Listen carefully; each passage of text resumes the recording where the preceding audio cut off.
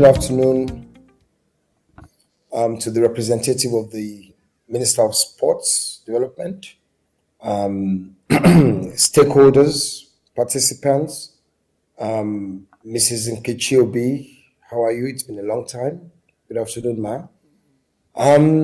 Ladies and gentlemen, I'll make this keynote as compact as possible so that we make very good use of all the time available to us.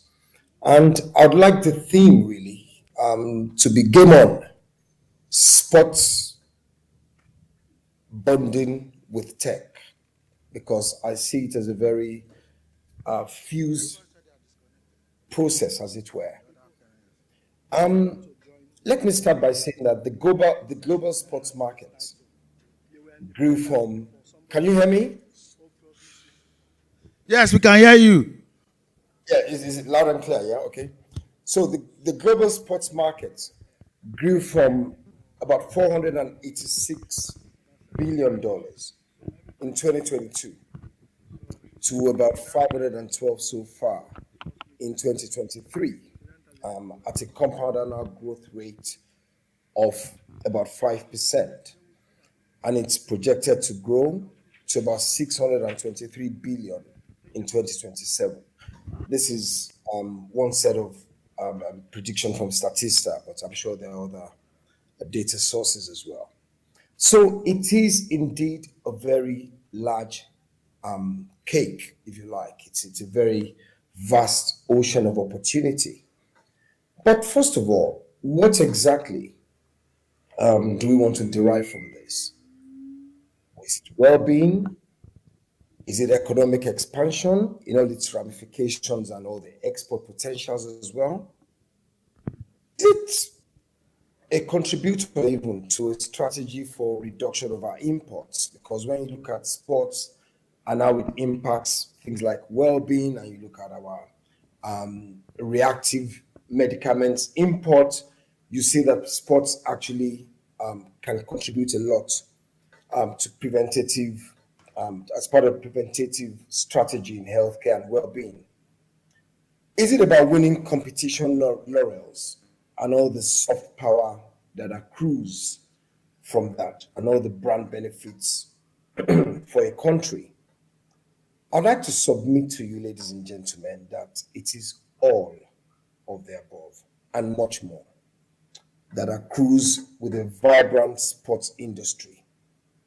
Nigeria has passed a sports industry policy, thanks to the efforts of a lot of people who are in that hall. I would like to specifically recognize the past Minister of Youth and Sports Development, Mr. Sunday Dare, and his team, the NASG, Mrs. Nkechi Obi, who I think played a nominal and critical pivotal role in pushing this policy through, and Mr. Abuye there, and other people on their team as well, Uria, many others, too many to mention. And that policy and the incentive bouquet it promises, once that is all clarified and approved, can stimulate a vast field that lies between aspiration and actualization, because it has the scope and the breadth to actually stimulate, if you like, every sinew along the entire value chain. Technology resides at that intersection of aspiration and actualization. The starting point, in our view, is that of ensuring that there is a credible repository of data that can be mined for insights to enable the stakeholders identify current realities, trends, opportunities, barriers, and unexploited niche areas even. It will also provide an incontrovertible framework for measurement of how the sector actually performs. I think this is foundational. I think it's something that has to be driven by collaboration between the private sector and the public sector. It could have a commercial framework around it, but this for us is a very, very critical component. Technology, as a previous speaker making a goodwill remarks actually hinted, is multifaceted. There are tools that's poor performance, whether it is from the devices, the wearables, the biomechanics that allows to analyze the granular movements of athletes, and because these are actually the content providers, if you like, and gain better insights into how they can be trained better, how they can recover from injuries. Two, virtual reality, augmented reality, used for training, game preparation, simulation. Some of these technologies have proven very successful. Aviation, for example, you can see the criticality of simulators in training pilots, in preparing for incidents, how they respond. And we are beginning to see this kind of technologies also in the sports sector. Technology enhancements have also been seen in performance enhancing gear. Of course, this have to be within legal limits to ensure that we don't cede the whole human capability to technology enhancements. You've seen how carbon fiber has been used in tennis, in cycling, aerodynamic suits with the latest composite materials in cycling, high performance footwear, and so many examples across multiple sporting domains. The benefits of artificial intelligence have also been proven, especially in delivering critical insights. At times, this can even point us to where the money is in a vast ocean of often seemingly uninterrelated data that would have been impossible really to gain. Advanced statistical models exist now that allow us to gain insight into player performance, team strategies, how opponents behave, and many examples abound. There are a couple of examples I'd like to point to. Chicago Cubs, for example, use AI to monitor their player fatigue levels. Cleveland Indians employed to keep track of players' sleeping patterns. Seattle Seahawks have created software that leverages machine learning to spot and predict the players that are most at risk from injury so that they can put in place preemptive strategies. So, all these sort of technologies can be brought to bear to, if you like, deal with the player or performer side of the sector, and also crafting the commercial ecosystem. Robotics, when blended with AI, may also enable us, and have even enabled in some climes, the capabilities to add robotic games to the sports ecosystem. So we've seen robotic jockeys, we've seen robotic racing hounds instead of dogs, and many others are beginning to emerge. Of course, all these things have to be viewed within the context of the objectives we want the sports policy and the sports industry to actually drive or deliver even. But this example simply illustrates how technology is actually transforming sports performance, and the financial landscape, how it's introducing efficiency, safety, an expanded opportunity. It is also very important that as we consider these benefits, we also keep an eye on the data privacy concerns, the cybersecurity exposure and risks, the regulatory requirements, and other parameters we need to also factor into this whole mix. But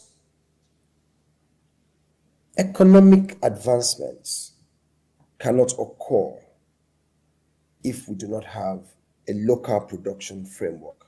And this is very critical. Today, for example, our conversations in Nigeria are dominated, one of the issues dominating our conversations, should I say, is around the issue of foreign exchange. But when you think about it, foreign exchange, and forgive me for just spending a few minutes or a minute or so into economic space, because it's very important. Foreign exchange is actually a function of demand and supply. Intervention by government or central banks. Nigeria produces a lot of things. So when I hear people say, oh, we don't make toothpicks, oh, we don't produce anything, this simply is not true. The problem is that we produce a lot of, should I say, low cost goods, whilst we have a preference, it seems, for high complexity, high cost goods. This imbalance basically signposts problems for your exchange rates. And permit me to give one or two examples so that I nail this point down very, very well before I link back to the topic of technology and sports. And I'll stray into a couple of unrelated areas that we can all kind of like identify with. And I want to plead with ladies in the audience, please, because this example may speak to them. I want to plead for your indulgence. This is not a statement targeting women, it's just data that's very, very stark. So in I think, we imported tractors to the tune of $230 million in Nigeria. But in the same year, we imported hair to the tune of $211 million. In fact, when we aggregated 2013, 14, 15, we had spent about $1 billion US importing fake hair. The ratio basically is about 1 to 1.03 when you look at the amount we spent on agricultural implements, tractors, and human hair. Compare with Thailand. In the same period, we imported tractors to the tune of $230 million and hair to the tune of $6 million. This meant that for every dollar they spent importing hair, they spent $50 importing tractors. For every dollar we spent importing hair, we spent about $1.03 importing tractors. So in that period, who would be selling who rice? It's common sense. If we do not have manufacturing aspirations of high complexity, or should I say mid complexity, mid to high cost goods in the sporting environment, and even in the sporting technology ecosystem, we will have an imbalance that will distort any economic outcomes we were hoping for. So we may find that we have a vibrant industry, but really the meat of that industry eaten by people who are not within the Nigerian ecosystem. We cannot evolve a sport industry without an aspiration to produce. Technology now provides with the resources at unprecedented speed and depths. It presents manufacturing opportunities and critically with tremendous opportunities to put their innovative spirit to the test. Many of you may be aware that our youths have created AI robots. Unicorn have created Africa's first humanoid robot that has multifaceted capabilities. We've seen a lot of our young people create tools and applications based on AI. And to us, a deliberate investment into cutting edge to actually minimize the gap between local capabilities and our importation needs so that we do not hemorrhage value. So finally, strategies and execution plans have never been our problems in Nigeria. Never. It is always the contending and competing interests in execution that tend to collapse our lofty dreams. And oftentimes, it finds expression in our primordial attitudes towards acquisition of pomp, influence, money, corruption. In sports in Nigeria, this has also been a recurring trend over time. And as we gather today and as we talk about technology and how it helps actualize our aspirations, we must understand that the real driver will be human behavior, our spirit of collaboration and competition, our spirit rather than distorting. It is this human aspect, I think, that we must conquer the most in order to birth a sports industry that truly allows technology to spur development. Thank you very much.